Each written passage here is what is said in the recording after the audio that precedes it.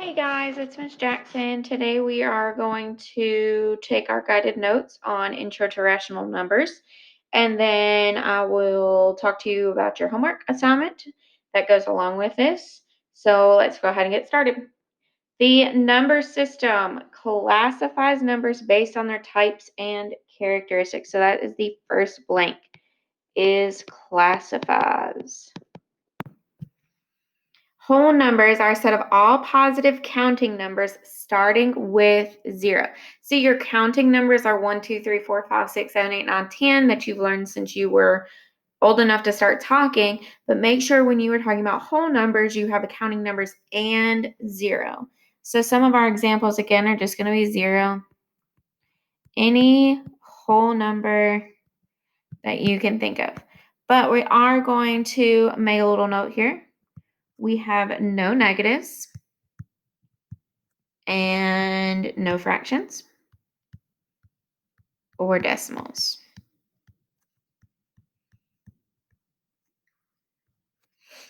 Natural numbers are a set of positive integers.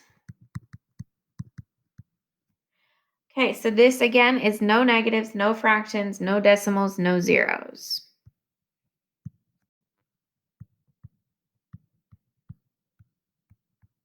Because it is natural number, I like to remember it as the numbers that come naturally to you. And most people, when they start counting, do not start counting at 0. Okay, so again, just your natural numbers, 1, 2, 3, 4, so on, so on, so on. All right, then we have integers, and this should be a review definition for you. It's a set of whole numbers and their opposites. And remember, integers do include 0. So I am going to put that on there. I'm going to put a couple negatives. 0 for sure, because I want to remember it's in there. Then positives. Perfect. Remember, integers are whole numbers, so there are no decimals or fractions.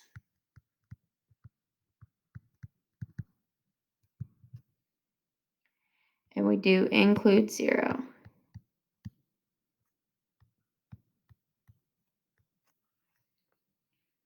All right, and the last definition we have for our guided notes is rational numbers, and those are numbers that can be written as fractions, terminating decimals, and repeating decimals.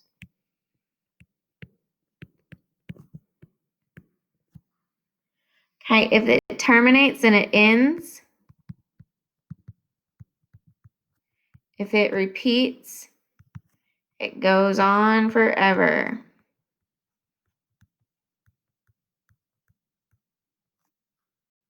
Okay, so if I had 0.3, I'm going to put a little line over the 3 because I want to show that it is repeating forever. And then another rational number I have is 3/4. Let's see, negative 5.6, because it is a number that can be written as a fraction or a decimal. All right, next thing we're going to talk about is determining if the fraction below is terminating. So does it end or does it repeat? And the only way to do this is to divide the fractions. Okay, when we divide fractions, I'm going to make my cursor a little smaller. I want you to know that I have a little trick to teach you which one goes on the inside and which one goes on the outside.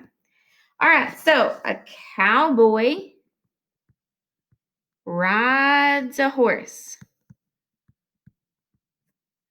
The cowboy goes inside the house at night, and the horse has to stay outside. And that's going to teach you how to divide. So on 2/11, 2 has to go inside the house. 11 will go on the outside. 17/20 will be the same way. 17 on the inside. And 20, let me erase that. 20 will be on the outside. Cowboy goes inside the house. The horse has to stay on the outside. I am going to flip over to a blank page just because I want to divide with you. Let's see if we can get rid of this one. All right, so I do want to show you, and if you need to do this on another piece of paper, that is fine. The first one we are going to do is 5/6. And 5 goes on the inside, 6 stays on the outside. When you go to divide, if you do not have enough digits to divide, then you will annex a decimal and a 0. We have not changed 5's value by adding a decimal and a 0 because you've added it onto the end. All right, so now we see how many times can 6 go into 5? No times. Bring up our decimal. How many times can 6 go into 50? That would be 8 times. And 8 times 6 is 48. So we subtract. I get 2. I'm not finished, so I have to put another 0. Bring it down. Again, guys, if you need to pause the movie, work this out on your own, or watch it first and then work it out second, that is perfectly acceptable. So now we are at 20. We need to see how many times does 6 go into 20.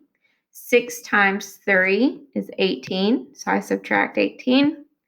I get 2 again. I'm not finished dividing, so I bring down another 0. And it looks like I'm going to keep getting 2 and having to bring down a 0. So this lets me know that my decimal is a repeating decimal. So I'm going to go back to my guided notes page, and I'm going to write in there my decimal, which is 0 and 83 hundredths repeating. I'm going to draw my repeating symbol over my 3 and not my 8 because the 3 is the only digit that is repeating, not the 8. And then I am going to write repeating in the last column. All right, the next one we have is 2 divided by 11. So erase this. And we'll get started on 2 divided by 11. If you want to go ahead and pause and get your cowboy inside the house and the horse on the outside, feel free. I am going to add a decimal and a 0 just because I know 11 does not go into 2. All right, so since 11 does not go into 2, 11 goes into 20 one time, minus 11, and I get 9. Put a 0. Bring it down. 11 goes into 90 8 times.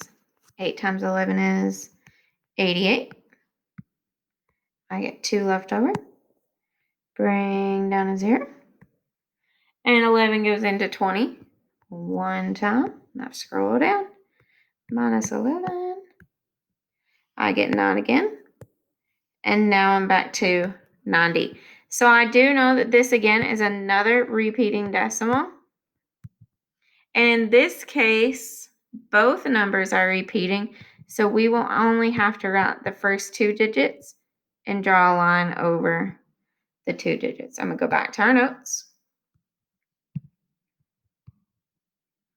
Again, I'm going to draw a line over 1 and 8 because both of those digits are repeating. And then I'm going to classify it as a repeating decimal.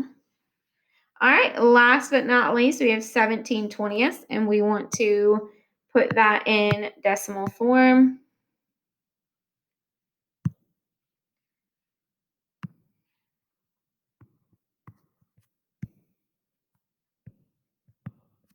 All right, 20 cannot go into 17, so I'm going to put a decimal and a 0.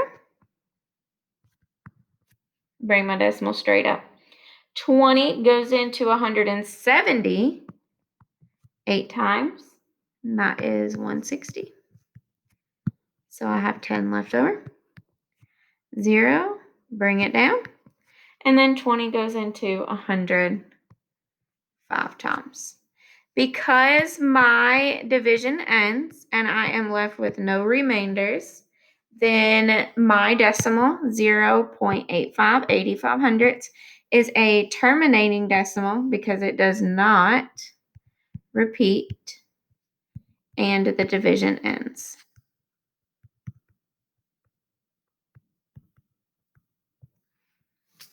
All right, perfect. So main thing here when we are dividing fractions, figuring out if they are terminating or repeating decimals, is definitely this aspect right here, cowboy and horse, making sure you know which number goes on the inside and which number stays on the outside. All right, it says label the different parts of the number system diagram below. All right, so one thing that includes every single number is we have whole numbers,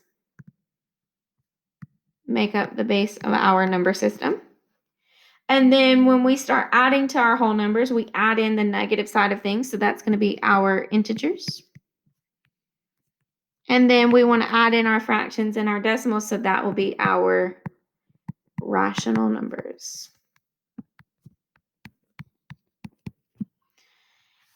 And over here where it says, is it possible for a number to be both a whole number and an integer? Why or why not? I'm going to scroll back up here to our notes. A whole number and an integer. Well, I have 0 in both our integer column and our whole numbers. We have positive counting numbers. 3 is a positive counting number. 17 is a positive counting number. So yes, a number is a whole number and also an integer.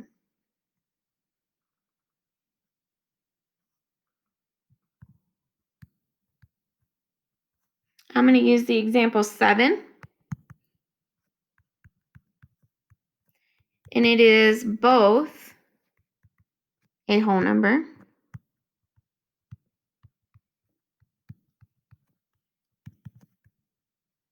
and an integer. But as long as that whole number obviously has to be positive, then it can also be a positive integer. All right, next page of your notes. This is a 2-page note. It says review the process for adding and subtracting positive fractions and decimals in the table. All right, so we are adding fractions. When we begin adding fractions, we have to first start by finding a common denominator.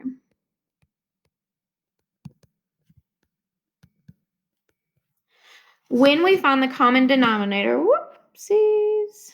Okay, when we find the common denominator, we want to rename all of the fractions using that common denominator. Then we are going to add the numerators.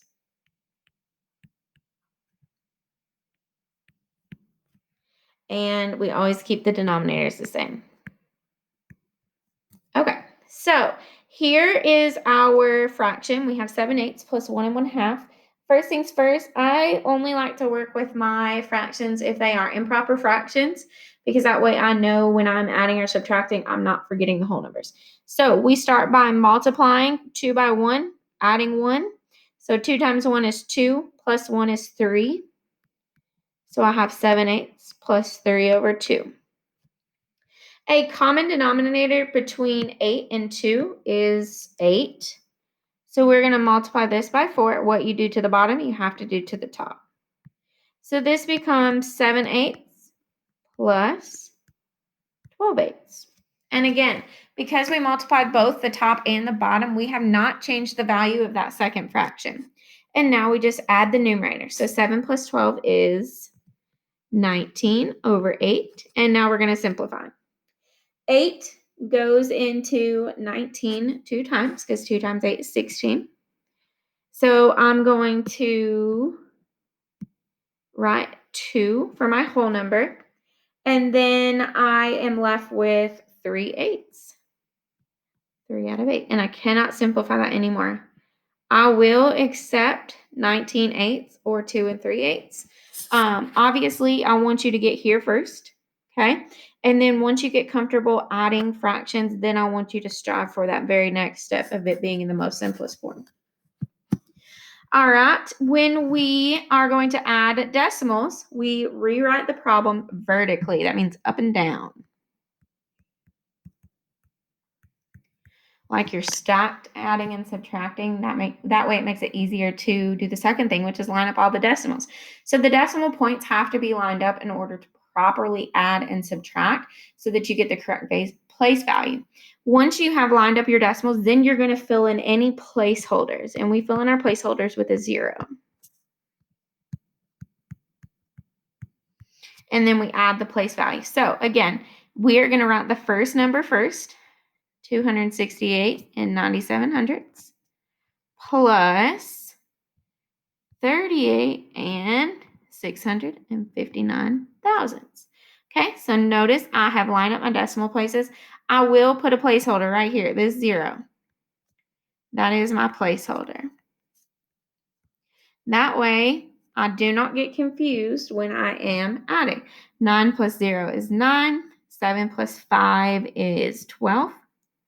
1 plus 9 plus 6 is going to be 16. Bring down my decimal point. 8 plus 8 is 16 plus 1 is 17. And bring my 1 over. 6 plus 3 plus 1 is going to be 10. Put my 0, carry my 1. And 1 plus 2 is 3.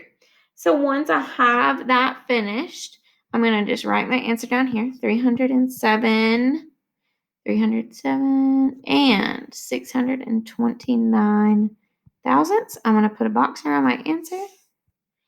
Okay. Again, make sure that you are lining them up vertically, placing all of your decimal points within the same line, and then putting in placeholders where you need them to be. All right, let's talk about subtraction of fractions. We, again, are going to find a common denominator.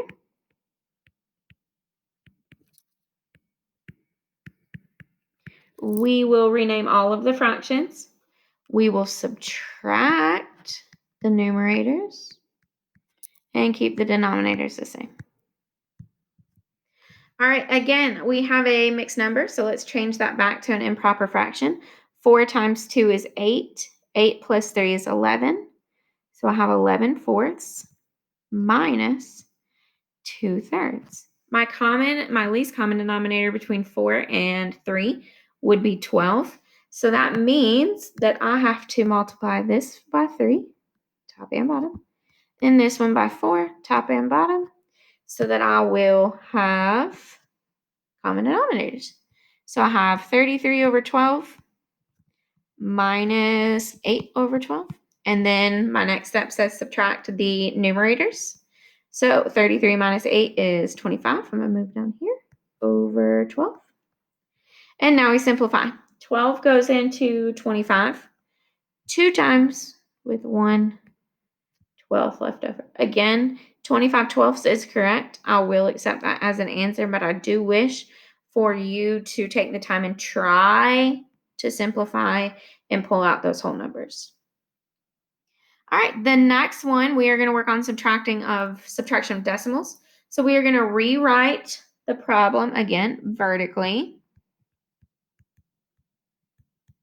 Line up the decimals, fill in any placeholders.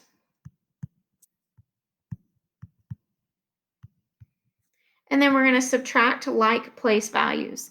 So I have 870 45 hundredths minus 9638. Again, I've lined up my decimals. I do not need any placeholders.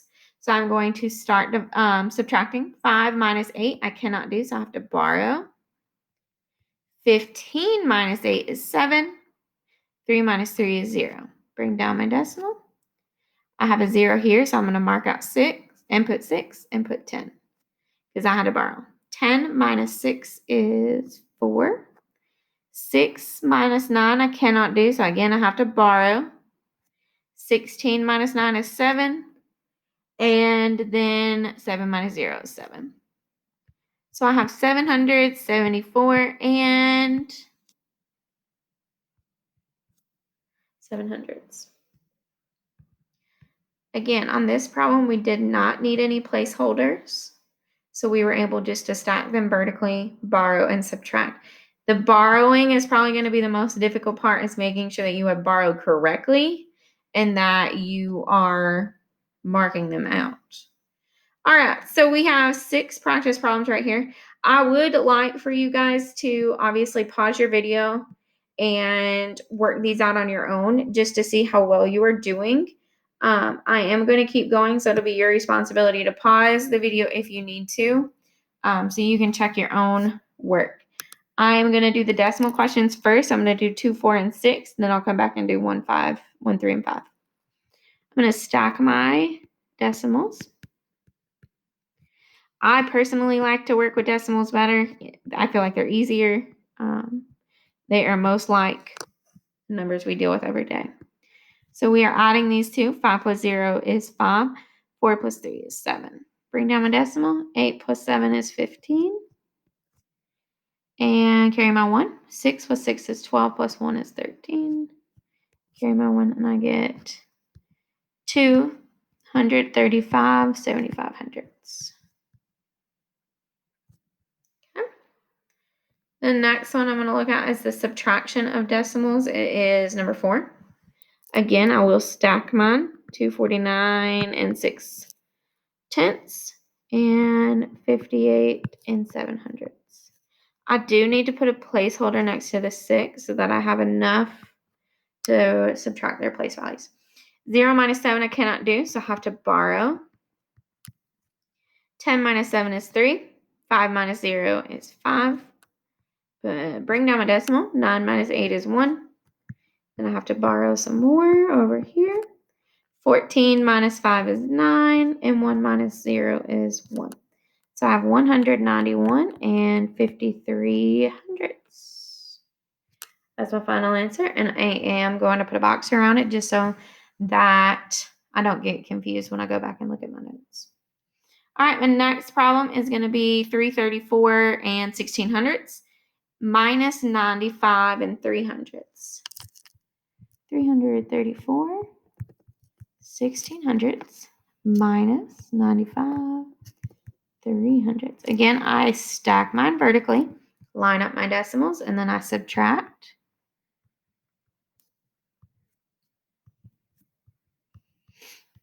$14 minus 5 is 9 because we had to borrow. Borrowing again. Bring that 1. So it's 12 minus 9 is 3. And 2. 239 and 13 hundredths. All right, that is it for our decimal question. So we are going to move on to fractions. And again, just to refresh your memory, we need to change them into improper fractions, common denominators, then add or subtract.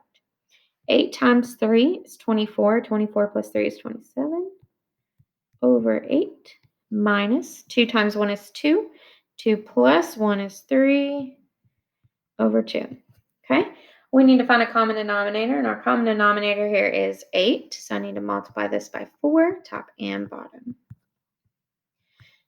Just rewriting my problem so that now I have common denominators. I have 27 minus 12, which is going to be 15.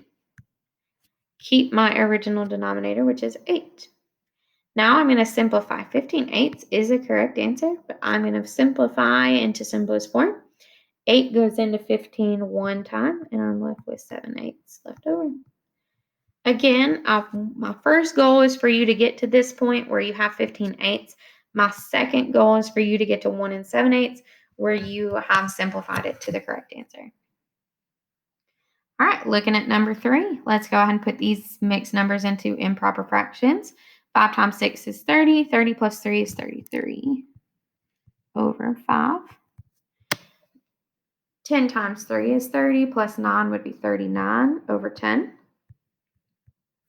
Our common denominator here is 10, so I need to multiply by 2. And I get 66 over 10 plus 39 over 10. When I add 66 plus 39, I get 105 over 10. 10 goes into 105 10 times for 100, and I have 5 tens left over, which is the same thing as 10 and 1/2. So again, I will accept 105 over 10.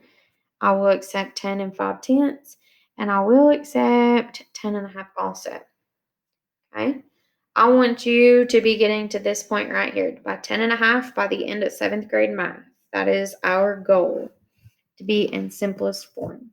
All right, I have no mixed numbers here, so I can go ahead and leave them, but I do need to find common denominators between 6 and 12, which should be fairly easy because I can multiply this by 2 and get a denominator of 12. So now I have 10 twelfths plus 7 twelfths. I add my numerators, put it over my denominator, and simplify. 12 goes into 17 one time, and I have 5 twelfths left over, which 5 and 12 have no common factor, so cannot simplify. And again, either one of these answers, 17 twelfths and 1 and 5 twelfths, are acceptable.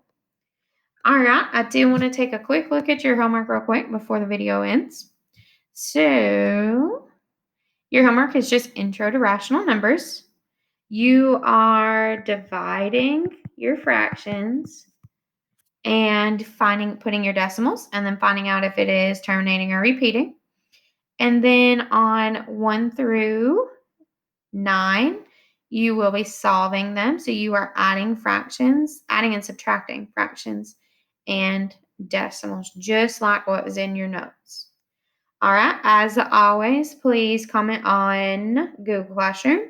Send me an email if you have questions, comments, concerns, or you're having trouble completing the assignment. Let me know ASAP. Assignments need to be completed for you to be counted as present for class. Y'all have a good day.